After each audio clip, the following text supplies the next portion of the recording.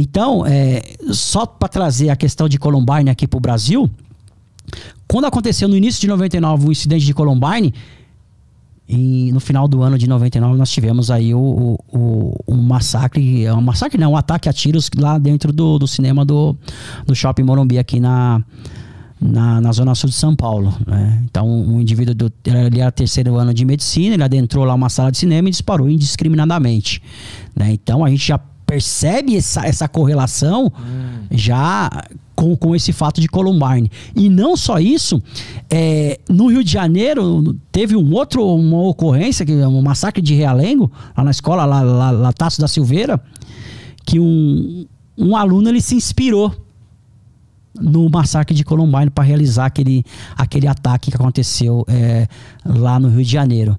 Né? Ele adentrou o colégio na época, ele realizou disparos indiscriminadamente, matando acho que mais de 10 pessoas.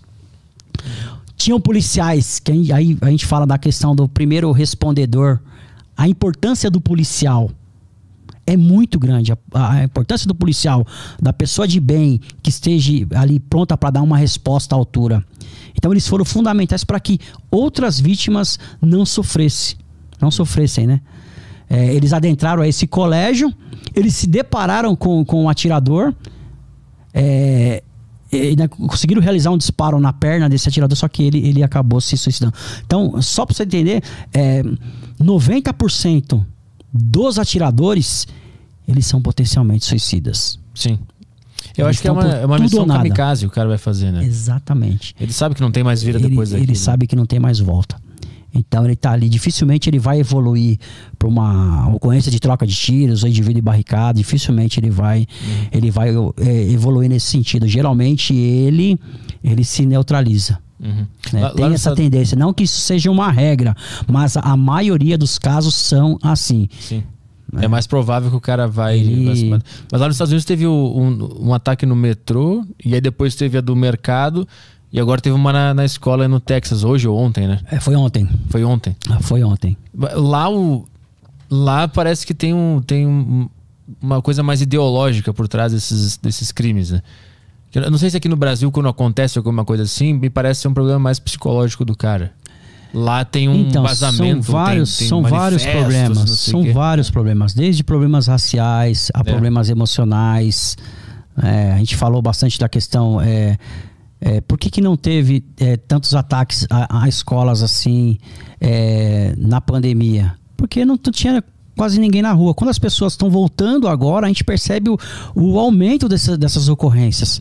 Né? E são vários fatores, desde raciais, emocionais, questões governamentais, políticas. Então é uma gama de situações que levam o indivíduo... Você vê que não é uma regra. A gente percebe fenômenos acontecendo em solo americano de vários tipos, né? Dentro do supermercado, do shopping center, dentro de um colégio, né? Dentro de uma escola, que são onde que mais acontecem essas ocorrências. E isso está muito atrelado, Arthur, a um fenômeno que surgiu lá em 99 chamado bullying, que até então não se conhecia essa palavra. Então essa palavra ela surge justamente no massacre da escola de Columbine, que até então ninguém sabia. Que os dois caras sofreram bullying, né? Que eles tiveram esse problema seríssimo com bullying. É uma das alegações, né? Não que seja o fator principal, mas era um dos fatores, a questão do bullying. Mas parece que esses últimos agora, eles são raciais, né? Não tem nada a ver com bullying, exclusão social. Então, últimos são raciais. Esse de ontem, ele tem um viés muito estudantil. Aí precisa ser, lógico, cada caso é um caso, né? A gente viu do metrô de Nova York, claramente foi uma questão racial também. A questão do supermercado também, que teve o ataque lá no supermercado. Você vê que pra você ter uma ideia, são números controversos, né? São números aí, algumas ONGs também que operam lá nos Estados Unidos, que fazem essa análise de dados, estima-se que são mais de 200 ocorrências só esse ano em solo americano. De atiradores em massa. Caralho, é um negócio muito... Então... Mas mesmo assim, mesmo com isso tudo, a gente tem mais homicídios do que eles lá, né? Exatamente. Isso é muito doido, né? Com arma restrita aqui, já é difícil ter arma.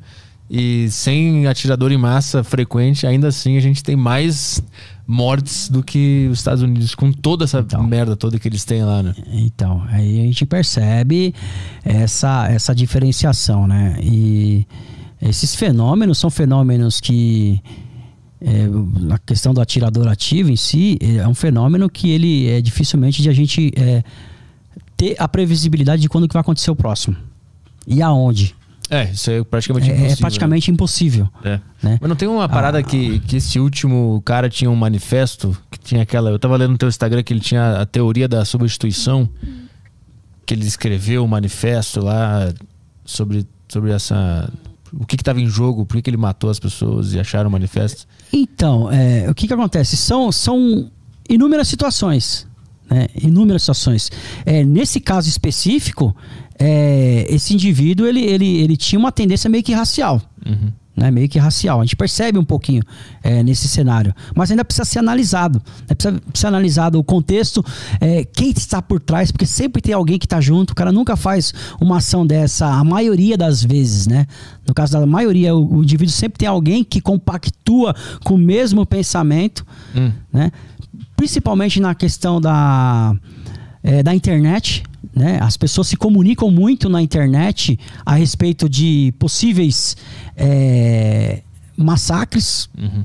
Se organizam na internet. Essa organização, através das internet, através dos jogos, né, essas plataformas de game, e não só isso, né, na Deep Web, na Dark Web, não só essa questão de tiroteios em massas, mas também outros crimes, né, tráfico de pessoas, ataques terroristas, pela Deep Web, pela Dark Web.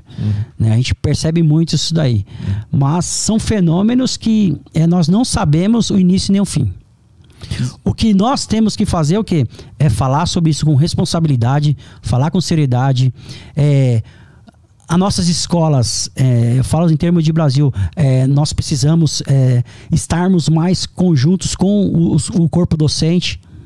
Embora haja uma dificuldade, precisamos esse conceito de segurança e defesa que eu falei no início, que ele foi realmente amplificado, ele é amplificado.